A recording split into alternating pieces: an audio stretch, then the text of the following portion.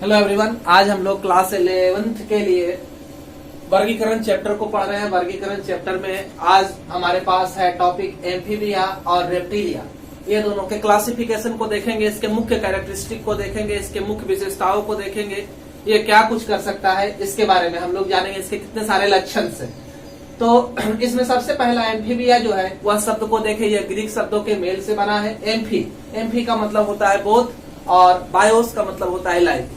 तो ऐसा जीव जो है वो दोनों तरह के जीवन को अच्छे से जी सकता है, या तो जमीन पर भी रह सकता है या जल के अंदर भी उतनी ही सुगमता पूर्वक यह रह सकता है। ठीक है, एम्फीबिया के बहुत सारे एग्जाम्पल हमारे आसपास भरे पड़े हैं, जैसे कि मेढक आप लोग देखते हैं, टोड देखते हैं। तो ये सब जो है प्रोटियस है, नेक्टुरस है ना, दादुर टोड है, सालमेंडर है, साइरेन है, एक थायोप्सिस है, ये सब हम लोग नहीं देखते हैं।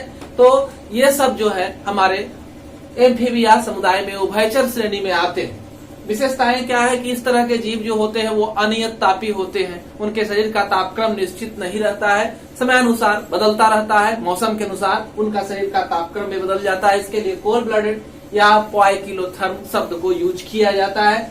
अभी तक इसकी ज्ञात जातियां जो है लगभग 3000 जातियां इसकी ज्ञात है। ये जल स्थल दोनों पर समान रूप से रहते हैं।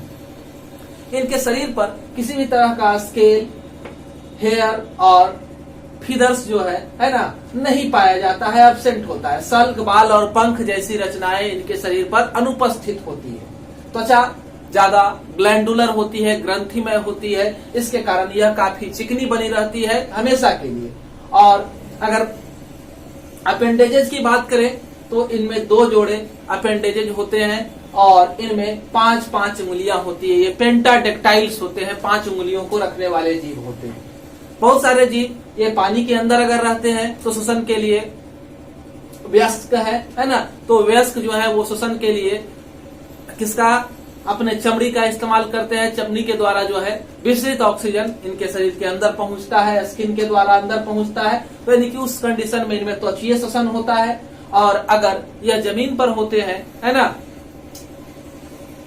तो इनके पास क्या होता है, फेफड़ा उपस्थित होता है, फेफड़े के द्वारा सांस लेते हैं। इनके लार्वल स्टेज की बात की जाए है ना, इनके बच्चों की बात की जाए तो टैडपोल लार्वा इनके बच्चों को कहा जाता है, टैडपोल लार्वा। और इनमें श्वसन के लिए फेफड़े की जगह पर गिल्स पाए जाते हैं, यानी कि इनमें श्वसन जो होता है वो गिल्स के द्वारा होता है। ठीक है, हृदय की बात करें तो इनमें हृदय जो होता है 3 चैम्बर बटा होता है, 2 अलिंद, 2 ऑरिकल है ना, 1 वेंट्रिकल है ना, 2 अलिंद और 1 निलय, यह रचना पाई जाती है इनके हृदय में। नासा छिद्र की बात करें तो वह मुख गुहा में खुलता है। इनका अंतःकंकाल इंडोस्केलेटन्स जो होता है वो अस्थियों से बना होता है। और इनमें लाल रक्त कोशिकाएं पाई जाती है जो कि न्यूक्लिएटेड होते हैं, न्यूक्लियस को रखते हैं। लाल रक्त कोशिकाओं में न्यूक्लियस उपस्थित होता है।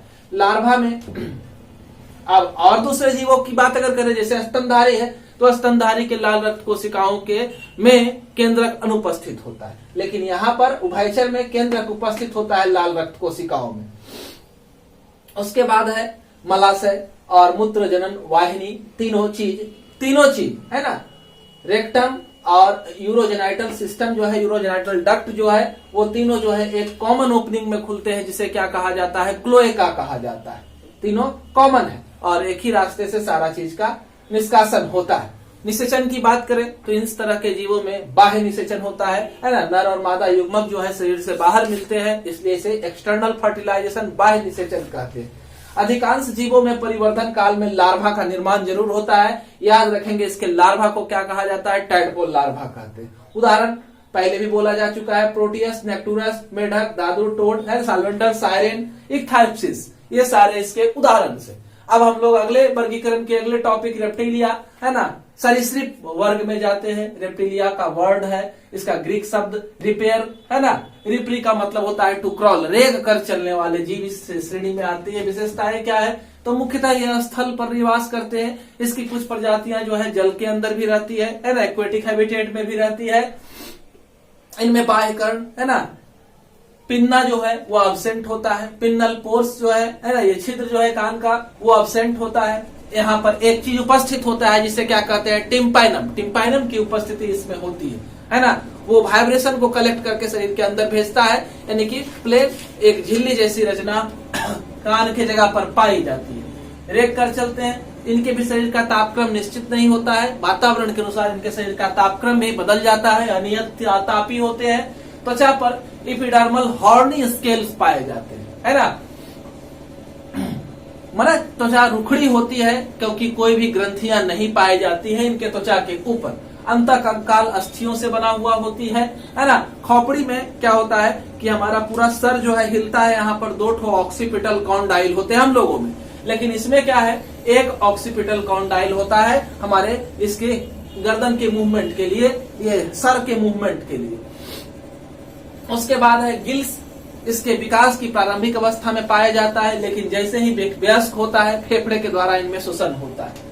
अलिंद की बात करें तो हृदय में 2 अलिंद होता है और निलय आंशिक रूप से विभाजित होता है, लेकिन फिर भी है ना कुछ में, जैसे कि आपका यहाँ घड़ियाल है, क्रोकोडाइल है, क्रोकोडाइल में 4 चैम्बर का हार्ट होता है, लेकिन ज्यादातर में 3 चैम्बर का ही हार्ट होता है। यह बाद है आंशिक रूप से विभाजन स्टार्ट हो जाता है हार्ट में, एक तीसरा के बाद चौथा चैम्बर का निर्माण शुरू हो जाता है इन जीवों में। आरबीसी प्रेजेंट होता है, उपस्थित होता है, न्यूक्लियस नहीं होता है आरबीसी में। आहार नाल, मूत्र जनन वाहिनी, है ना, यूरोजेनिटल डक्ट, एलिमेंट्री कैनाल, दोनों का एक ही ओपनिंग में मुक्त होते हैं, क्लोएका उसे कहते हैं। इसी के द्वारा सारा चीज शरीर से बाहर मुक्त होता है।